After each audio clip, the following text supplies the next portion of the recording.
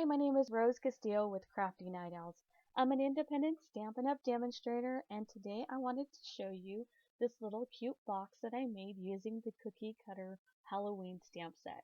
Now, we are into September and the holiday catalog is live, and we are able to order from this amazing catalog, and it is filled with so many great products for Christmas and Halloween and fall.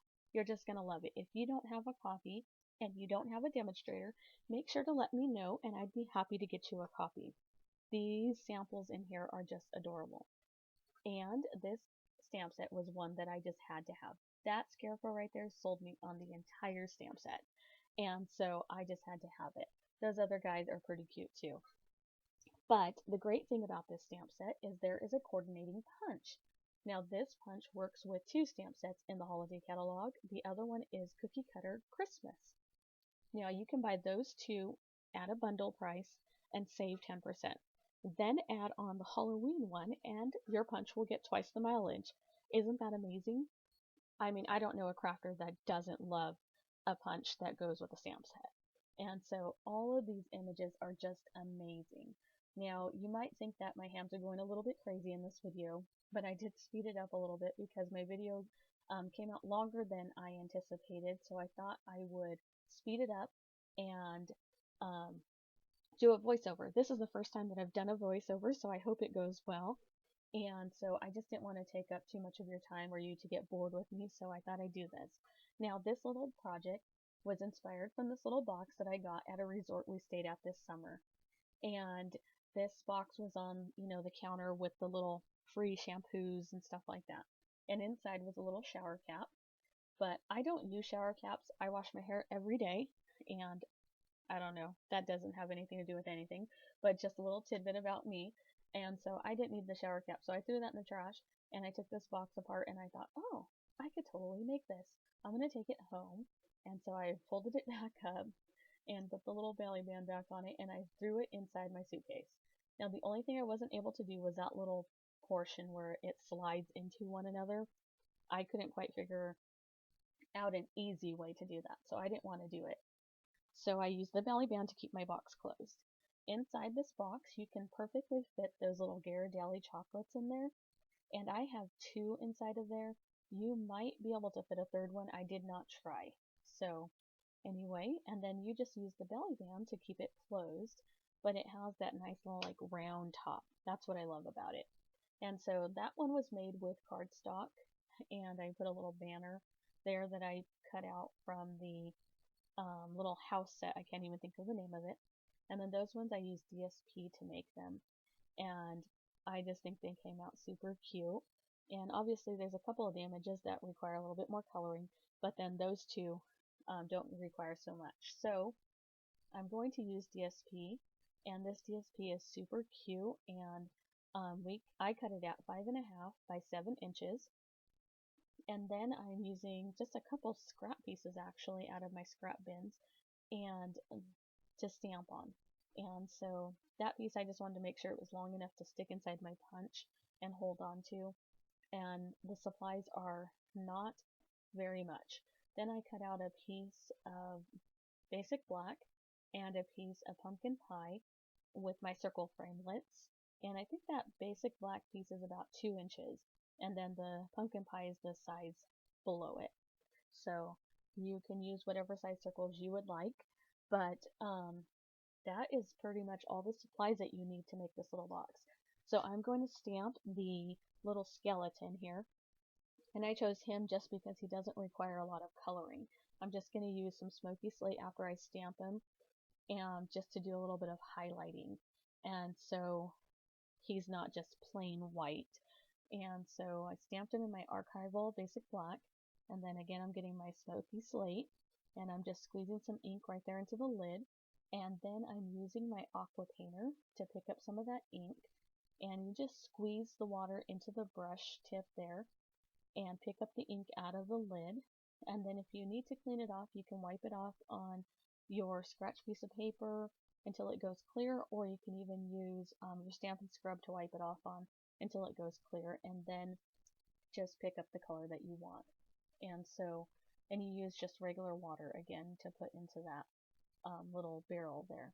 And so right here, I kind of went a little overboard and ended up coloring his whole face, but he still looks really cute. And so that was really fast too. Like, it doesn't take a lot of time to color this guy because, I mean, skeletons are mostly white anyway. Then I'm going to slide him into my punch and center him as best I can. And I then just lock down on the piece of paper and then use all my force to punch. And there he goes. Now, if you line these up and punch multiples of them, just make sure and add some space around the edges because you have those extra elements that punch out that you can use with them. So anyway, the next thing we're going to do is use the Simply Score tool, and we're going to score this piece. Now, it is scored at 2 3/8 and from each side. So that's 2 3/8, and then it is, I think it's like 4 5/8. And so I can't find my sticky tab that gives me the exact dimensions, but I will make sure and include that on my post below. And then we are going to go 3/4 of an inch from each side, and then another 3/4 of an inch. So a total of 1.5 inches on each side scored. And then we are going to use our bone folder to crease all of our score lines and burnish them so we can see our lines really well. Because with pattern paper, you can sometimes kind of get lost with the pattern and the score lines. So it just kind of helps you, especially when we need to cut some of those pieces off. So I'm just going around all 4 sides and making sure I'm scoring in the right areas so I don't add any extra lines that weren't supposed to be there, and then just burnishing them with that bone folder. And if you don't have a bone folder, just take something that has like a flat edge and use that to burnish your score lines. And then I'm going to actually cut up on all of these lines here, and then we are actually going to take each corner piece off, which it's a long rectangle, so you're going to take the corner ones off on all 4 sides. This paper is super cute.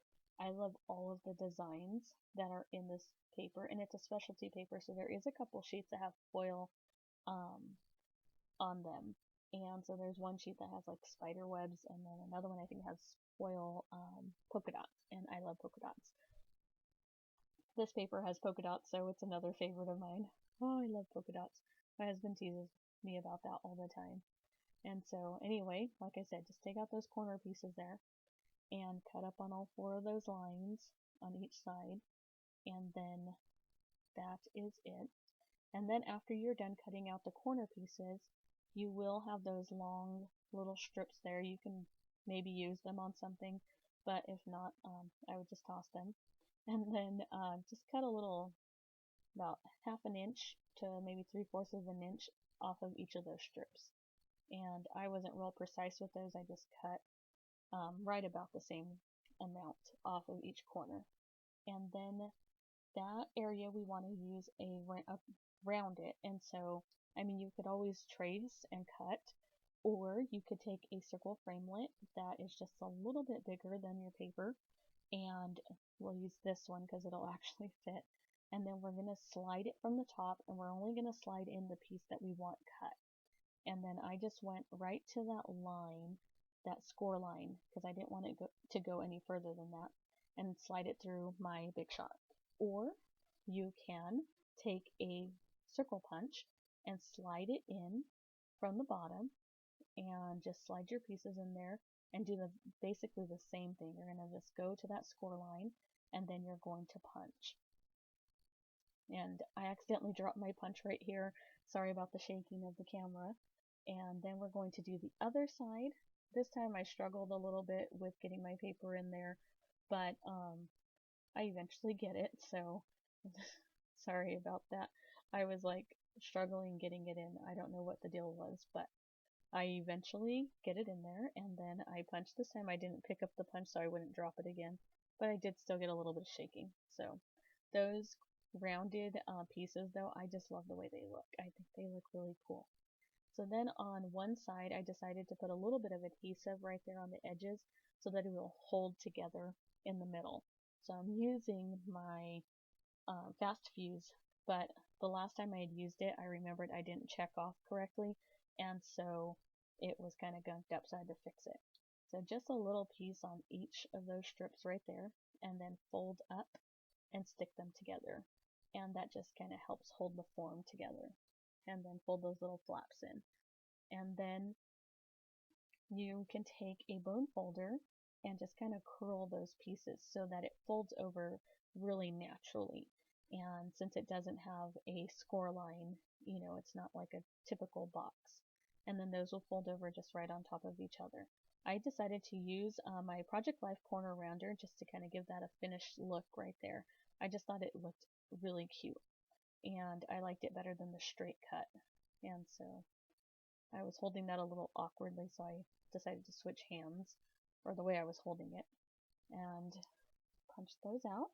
Alright, and then the next thing we need to do is just kind of close up our box and add our elements. So I am going to take a piece of pumpkin pie. This is a 1/2 inch strip that was in my scrap bin, and I just folded it right around. And then I took my fingers and I kind of pinched right on those score lines to give it those creases. And then I decided to put the adhesive and the closure right there on the top, since that would be hidden underneath my circle elements.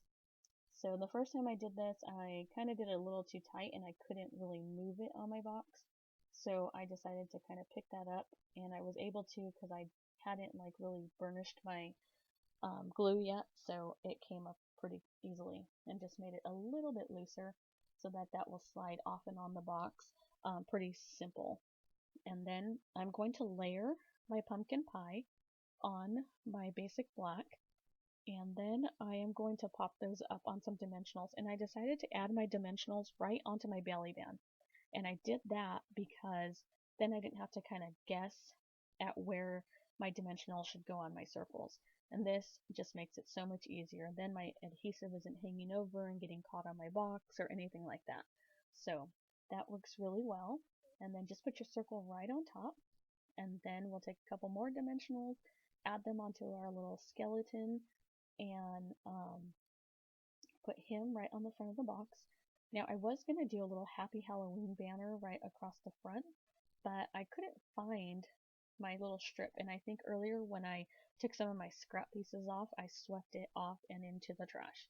So I decided, since I had that little piece right there, I would just stamp a little Halloween treat bag, and I would color that in using some Stampin' Write markers that were on my desk from a different project, and luckily they actually coordinated pretty well because it was another fall project. So, and then candy comes in a different array of colors anyway, so that didn't matter what color, so much that the colors of the candy were purple and green and whatnot. So I used those just to color it in. And if you would like to purchase any of the supplies that I'm using today, just make sure you head on over to my website, and it is www.rosecastillo.stampinup.net, and you can purchase any of these supplies there. And if you have any questions, make sure to leave me a comment. I'd be happy to answer them. Alright, go ahead and take those scissors, and we're going to cut out that bag. This bag is mostly straight lines except for that little handle, so it doesn't take very long to do this anyway. And then I will add that little element on with a Stampin' Dimensional.